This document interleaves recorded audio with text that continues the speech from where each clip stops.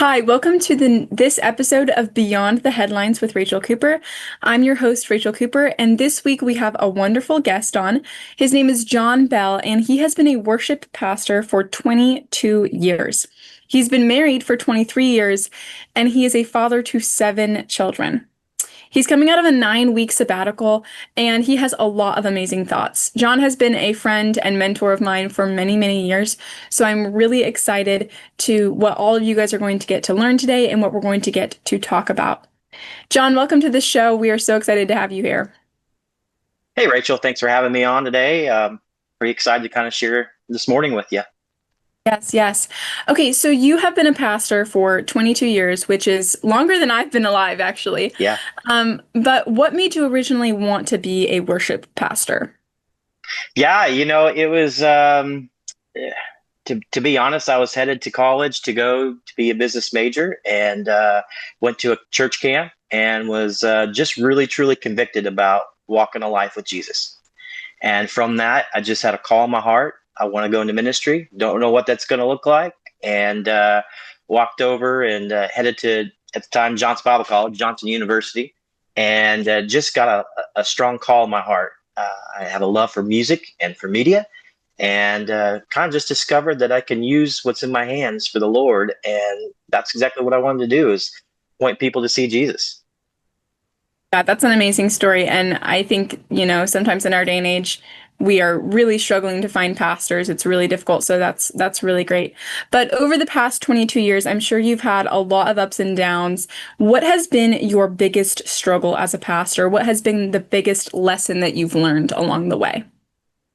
Yeah, so like you said, I'm on the heels of sabbatical, and this has been an amazing 9 week journey that has really been the longest time I've ever had off in ministry. And it has opened my eyes really to see, like, the core thing that I think I've struggled with the most has been false guilt.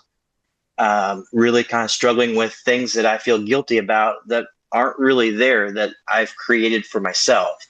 And I've discovered quite a bit from some time in Colorado, being counseled, to reading a couple books that really impressed my heart.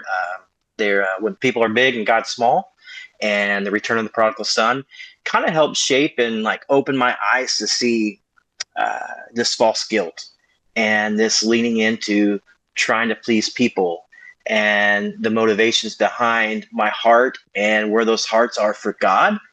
And sometimes, while I'm operating in loving God, sometimes I fall entrapment to wanting to please people.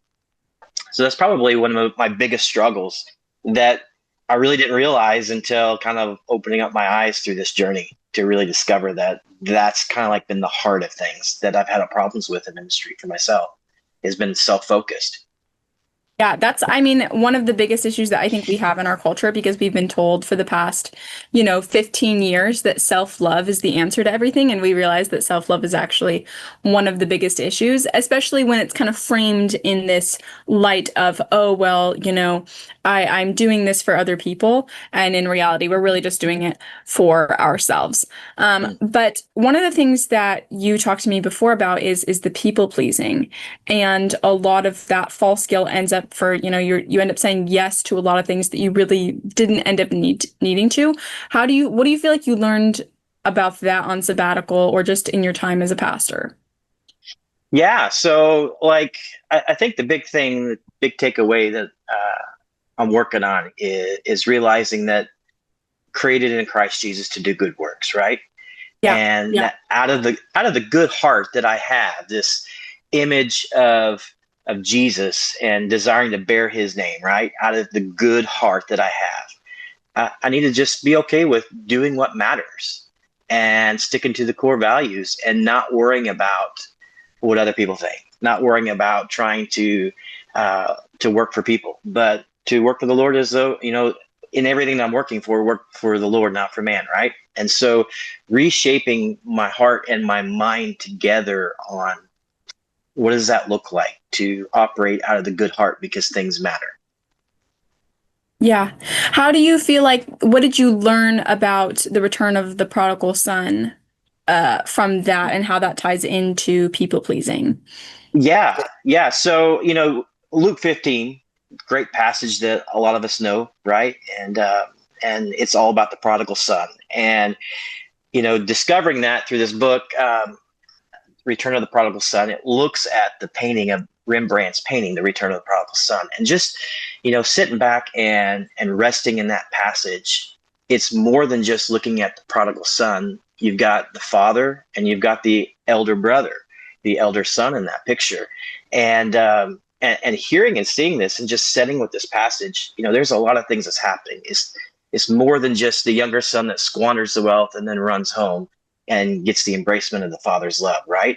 It's that elder son, the elder son that's kind of like the silent figure, but yet in the end of the passage, like the father comes out because that younger or the elder son is angered, and there's some bitterment and there's some resentment because he's been with the father all this time, doing all the things and the duty of the Lord and working for the Lord, and there's some resentment because there's a party happening and he's not there.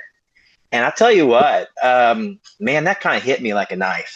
Like this false guilt that I walk around with, being fueled with perhaps quite a bit of resentment through the years of seeing in ministry other things happening and walking through and thinking, well, what if that was me? And well, why wasn't that me? And that kind of creates a little bit of insecurity as pastor. And that's just being real with you. Like, that happens. And from that, this kind of like really opened my eyes about how am I walking out my faith with God in this? Am I the elder son that is sitting on the front porch and not wanting to walk in to embrace the trueness of the Father's love? And it's been something that I've been kind of sitting with and really kind of getting with God and just saying, hey, I'm really sorry that I've had these moments of resentment, of bitterness in my heart at times as a worship pastor. Yeah, and I feel like that's so true. When we spend our whole lives or a large majority of our lives trying to be that older brother and trying to do all of the good things that we've been told that we're supposed to do, especially for those of us who have grown up in the church, it can just lead, as you were saying, down a path of people pleasing, down a path of eternally getting into that habit of people pleasing. But what can you say about how that kind of feeds into anxiety and saying no and all of that? Yeah. So like, so you get stuck in this mode, right? And if we're operating as either the elder brother or the younger brother, what I'm kind of seeing is like the shift becomes on myself. And the second book I was reading was When People Are Big, God's Small. And the author here, he really pours out this whole thing about like idolatry to self and to God. And when we make things about ourselves, then this fear of others kind of tip in, and I start operating in a way of having anxious thoughts of like, well, why didn't that happen? Or why is this happening? Or I get stuck in, I mean, as you guys would say it, like a doom scroll, right? You're looking and you can kind of see things and I don't want to be part of that. So I'm going to scroll and kind of move on. And so from that, like it creates the way that I operate, right? So instead of operating out of the good heart, I'm operating out of this fear. What do people think? What are they thinking about me? And now I start to be anxious. I have anxious thoughts about, man, people don't like me today, or they're not connecting with me, or whatever that may be. And it develops that anxious thought. And through that anxiety, a couple of things can happen, right? I can either choose to, hold to the truths of God to pull me out of those anxious thoughts, or I can fall into myself and make myself even bigger and make those anxious thoughts even larger than what they should be. Do you feel like that's maybe a huge cause of the anxiety in Gen Z is that we just, have anxiety and we go, okay, I'm going to pull out my phone. I'm going to continue to feed this anxious thought, because in therapy, a lot of times, even though therapy has a lot of benefits, a lot of times therapists kind of encourage their patience to feed into this line of thinking, or, you're told that you're not, having anxiety is not at all a cause of your own thought process. Do you think that that is kind of relates to our own actions and how we choose to deal with our anxiety? Yeah. I think anytime that we're putting our actions on ourselves and we make ourselves bigger than what we are, right? It changes the perspective. And when the perspective is skewed, we can sit with that and make it a lot bigger than what it really is. Yeah. And when we get focused on self, man, my problems are really big. I've got really, really big problems and I feel like I can't get out of them. But when I shift the perspective and I look at what God is doing in the bigger story, like that kind of diminishes the anxious thoughts, and it just like really makes God huge, and he carries me through that. Like, I think something that I'm learning here is like in the midst of the anxious thoughts, I call them entertaining dragons, and I can explain a little bit more with that with you, but like these stories in my head, they're just not real. And when I dwell on them, like, where is my walk of faith with the Lord now? I think then what I'm realizing and struggling with is like, man, I'm putting all these thoughts on myself. I'm not really thinking about God as much, right? The problems are still going to be there, but when I think of God and I think of his truths and his perspective, it doesn't get away from the reality of what might be happening in my life, but it gives me an out in a healthy way. Yeah, and I mean, I think maybe what you had said before, entertaining dragons, if you want to explain that a little bit more in how we as a culture do that a lot, I think that is very relevant to entertaining some of these anxious thoughts. But what do you mean by that, and how do you think that we all persist in that and entertain dragons? Sure. So I'll give you an example on this. Like right now, I could fall trap to entertaining a dragon. It's a made up story that I'm telling myself that we're having a conversation right now. And I know your audience is a lot of Gen Zers. So right now I can entertain the dragon idea that, man, this is an old dude that doesn't know what he's talking about. And I can buy into a lie of like, man, why is he rambling? He has nothing important to say. And then I can get down on myself and I can fall trap into that. And then I can waller in that. Or I can shift the focus and let go of entertaining that dragon, like for that. So now then I'm stuck in that. And how do I get out of that? Does that make sense a bit? Yes, I think that's so true, especially with, Christians. We oftentimes, I think, maybe entertain dragons about when we're supposed to speak up in times to defend the gospel. Well, we kind of think to ourselves, oh, no one's going to listen to me and, everyone's going to hate me, which even if that is the case, still isn't a good defense to not speak up. But we have this idea that, everyone hates us or whatever, and so let's not speak. And then we ignore, okay, this is what God told me to do, and I'm going to obey God because we're just thinking about these, the monster under the bed. And so I do think that's a really, really great point. But there is an interesting idea. You had mentioned previously when I had talked to you in the Psalms, there is this consistent pattern of praise, lament, and give thanks. And so what would you say the difference between lamenting and processing those anxious thoughts, processing the grief that we're going through, and entertaining dragons? Because I think to a lot of people, it can kind of feel like the same thing. You're told by your therapist, you're told by your friends, make sure that you don't stuff your emotions down inside of you. But if we go too far on the flip side, then we're just entertaining dragons and we're just repeating them in our heads over and over again. Yeah, I think the difference here on that. So David, as he's writing the Psalms, he begins with this praise. Praise to whom? God, the one true God, giving all thanks and praise to him in the beginning. And then he calls out the problems. He calls it for what it is. So, kind of leading into, as a therapist, there, when they say to dwell on that, to call what it is, you can lament in your problems. And David shows us well by calling out, hey, my enemies are upon me. They're going to take me out. I'm scared. I'm frightened. But the pattern between going from a lament, calling what it is and dealing with it, right, and struggling with it, um, the difference between the lament and the entertaining dragon that I've discovered for me has been when I entertain a dragon, I get stuck in that doom scroll where I'm operating now out of the fear of man, which Proverbs reminds us out of Proverbs 29:25 that, like, the fear of man, it entraps us. It proves to be an entrapment. It snares us and holds us down, and we get stuck in those moments.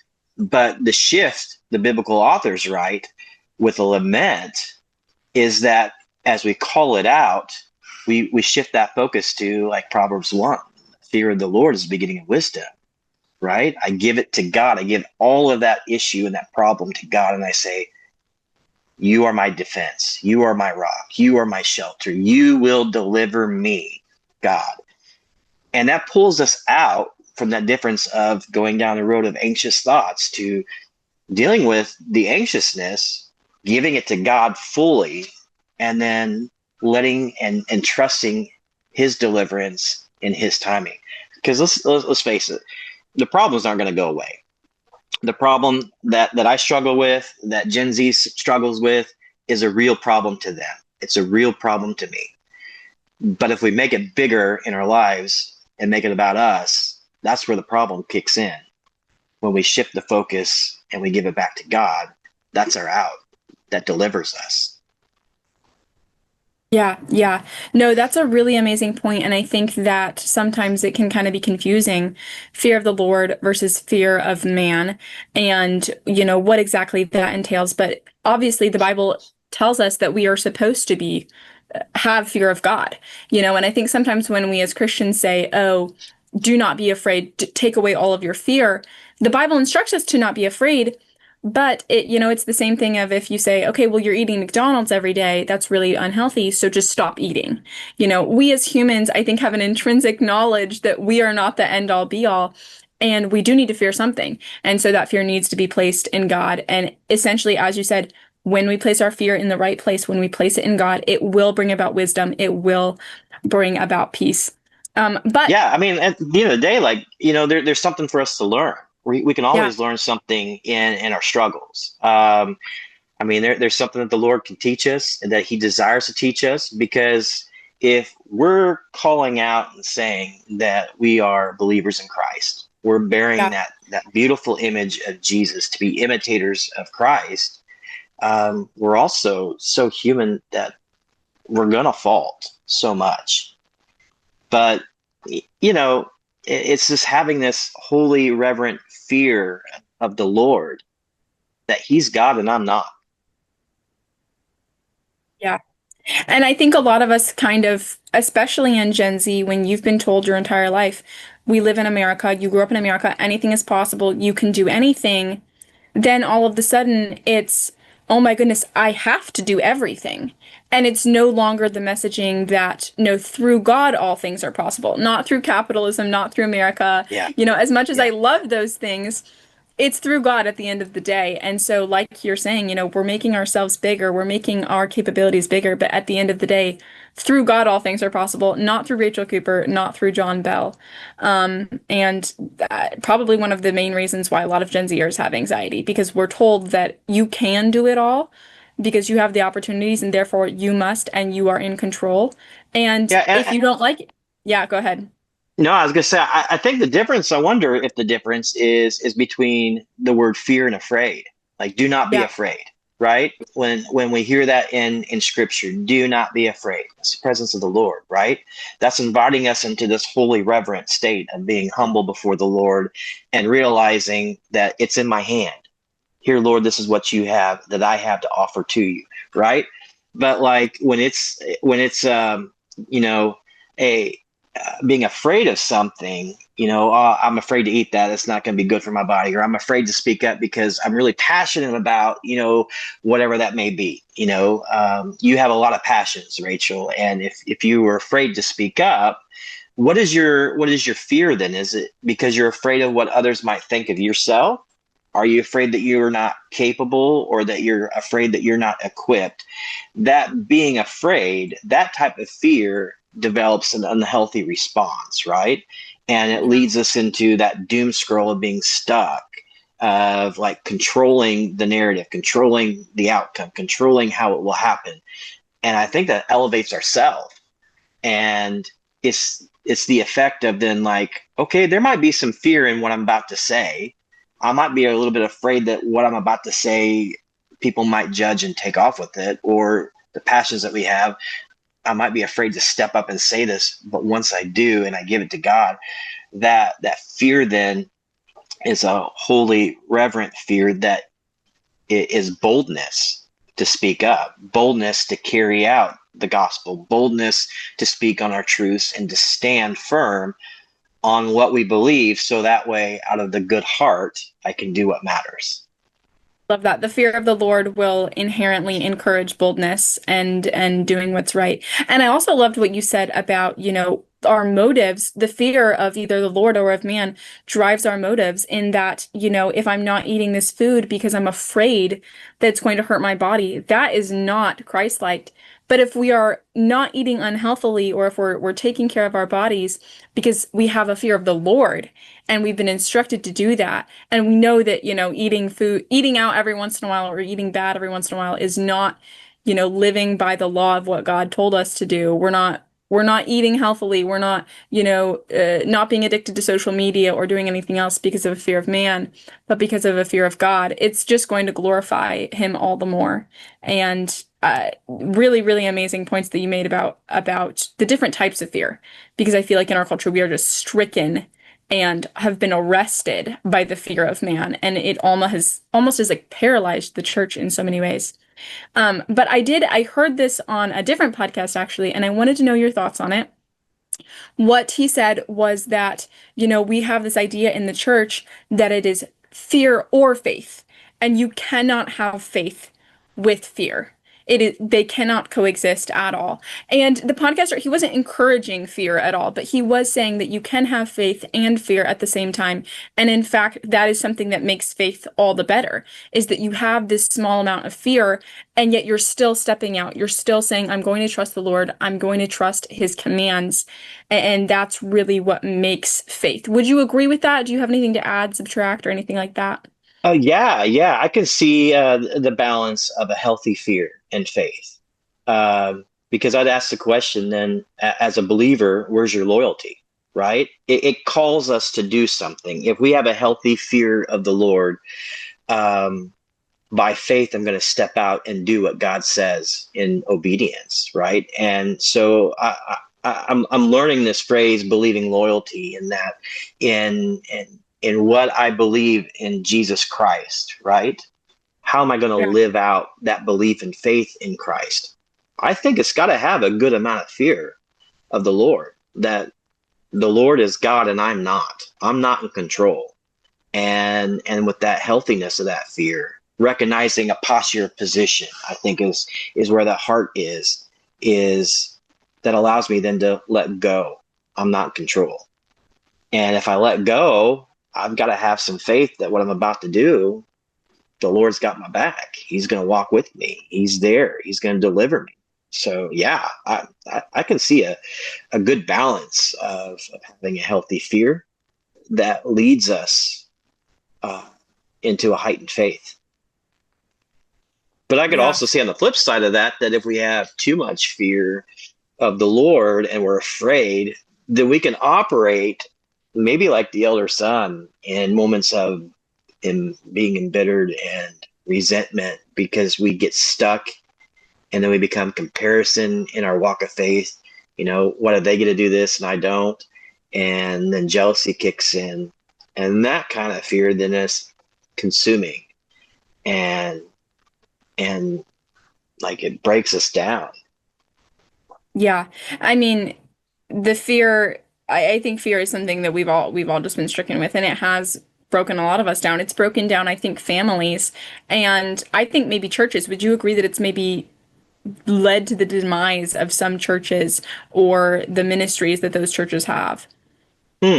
Yeah, so that's an interesting question. Yeah, I think that, well-intentioned, we begin as people, right? And if you're looking at the church in your statement there, the big C, we can sometimes as pastors, have a little bit of a fear maybe. And I can't speak for all pastors at all because I don't know the heart, right?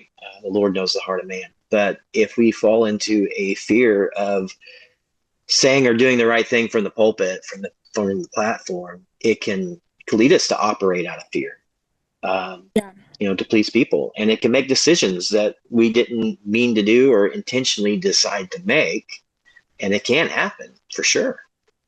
I think that's a reality that I think is wise to come to grips with, no matter what. Yeah, it definitely, I mean, if we don't get our fear under wraps, under control, if we don't allow God to get our fear under control, it can lead to a lot of bad things. But what is one way that you think that the church could maybe better support pastors in their ministry positions? Mm. Yeah, so I think the church can support pastors well. Everybody's going to say first, pray for them. Not going to dismiss that. That's a good thing. But like in actuality, love your pastors well, support them.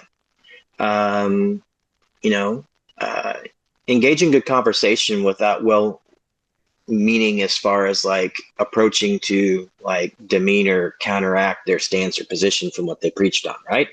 But like encourage your pastor.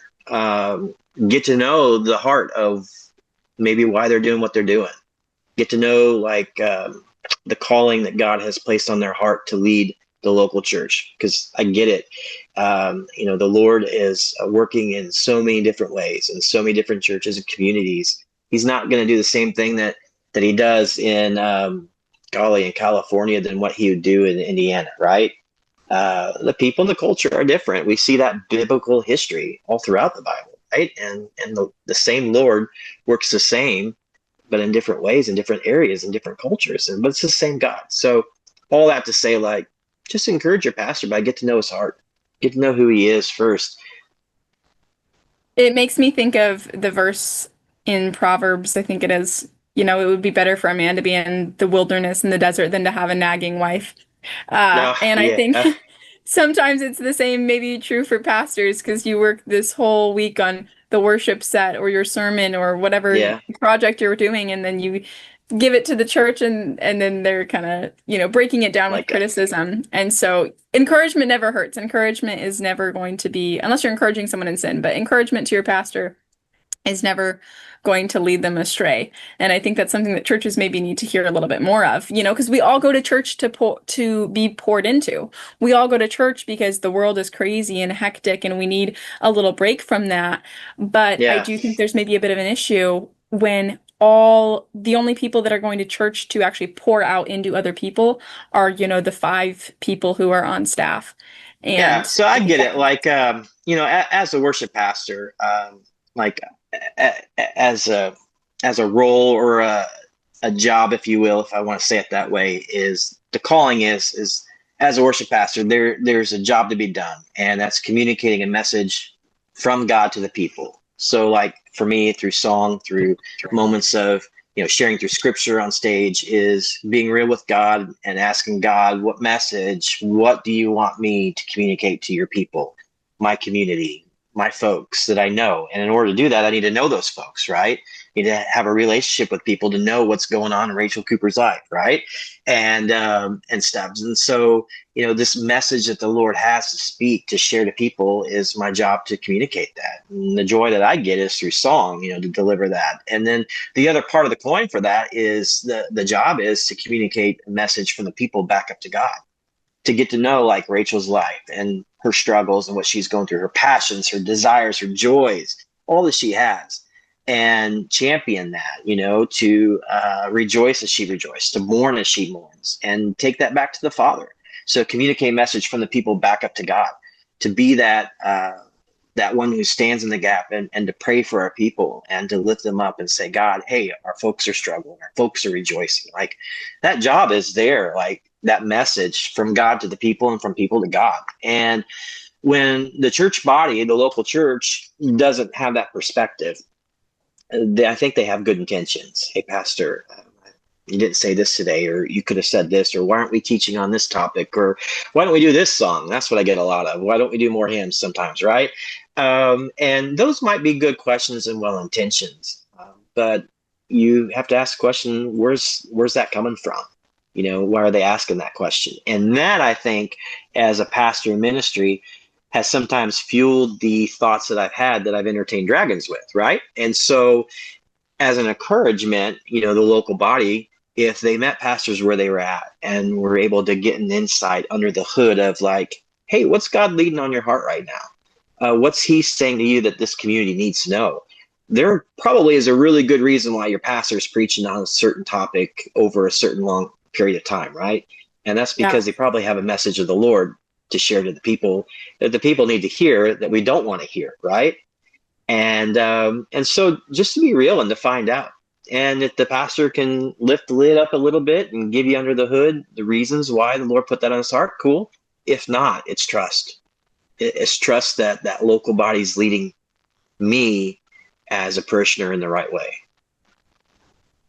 And I do think that, what you said about pastors getting to know their congregation, I mean, you've been a great testament to that and how well it works and just getting to know your congregation. When I go to Sunday mornings, you're always talking to people, always asking everybody how they're doing. And so it is really nice to go to church and your pastor really wants to get to know you. It's not just a TED Talk with some inspirational verses. It is a church. It is a support system to point us back to God. But I do want to also ask you, there are a fair amount of people that do want to go into ministry. They do want to pursue being maybe a worship pastor. Probably not enough. It's really hard for churches to find that. But what would you have advice for someone who's considering that or is pursuing becoming a pastor? Yeah. I'd say one, lean into what God's putting on your heart. But in order to do that, you need to get quiet with the Lord. There's a lot of noise. And I think you need to shut it down. Like, give up the media for a bit, maybe. Get quiet, get real with the Lord. And when he does, there's a lot of things that he's going to say. But if you have a calling, if something is, locking you into this ministry field and pursuing ministry and going into that, and that can, whether that could be vocationally as a full-time pastor, or walking your life in political science or whatever that may be, right? And you can be a pastor in all those areas. But for those that are saying, hey, I want to go into full-time ministry, remember, it's not about you. Remember the call of your heart, of what the Lord put on your heart. I was encouraged through this time off of looking at the life of Simeon the priest in Luke chapter 2, right? And Simeon gets the word of the Lord that he's going to see the Messiah before he dies.